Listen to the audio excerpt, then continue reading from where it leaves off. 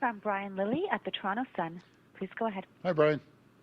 Premier, over the last several days, I've been hearing from a lot of parents and advocates for youth sport and recreation, and they're concerned that if the ongoing lockdowns continue, especially here in Toronto, but even the restrictions elsewhere, that in addition to losing the hockey season, figure skating, basketball, that summer sports are going to be off the table. And Dr. Williams even said we may not see summer sports until the end of the summer, if at all, last week.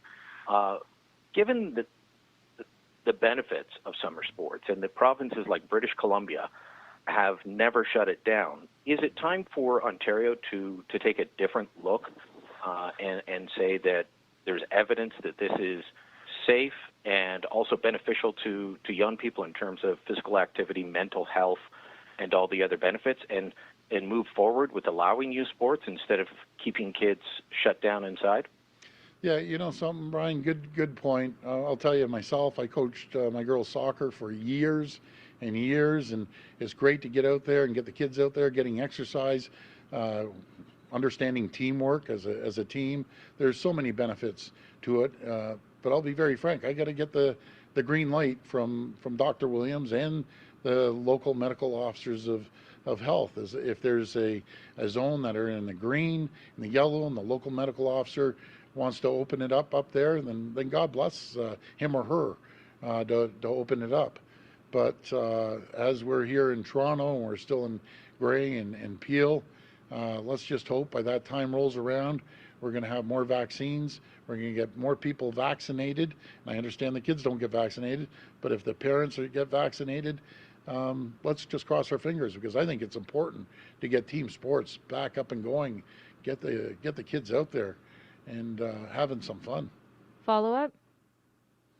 You keep saying that you've got to get the green light from doctors, but where does the leadership of a politician come in, whether it's dealing with Dr. Williams or telling someone like Dr. Davila, who quite frankly I think would keep us locked down for months to come? At what point do you, as the person in charge, the elected official, say, you know what, I understand your position, I've heard your concerns, but there's other evidence and there are needs out there that go beyond just dealing with COVID?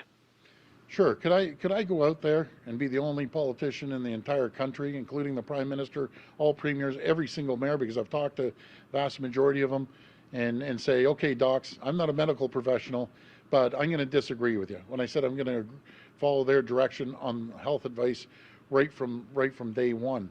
And then if I did that, they could slap a Section 22 down, and it's just friction. You know, I'm going to stick with what I've done right from the beginning.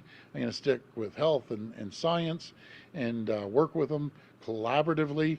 But I'm going to be very frank. There's no politician in this country who's going to disagree with their chief medical officer. They just aren't going to do it. They might as well throw a rope around their neck and jump off a bridge. They're done.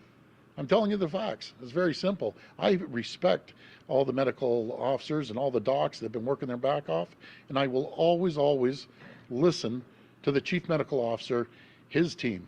Very, very simple. Because they're the professionals when it comes to healthcare. I'm not. You know what my job is, Brian?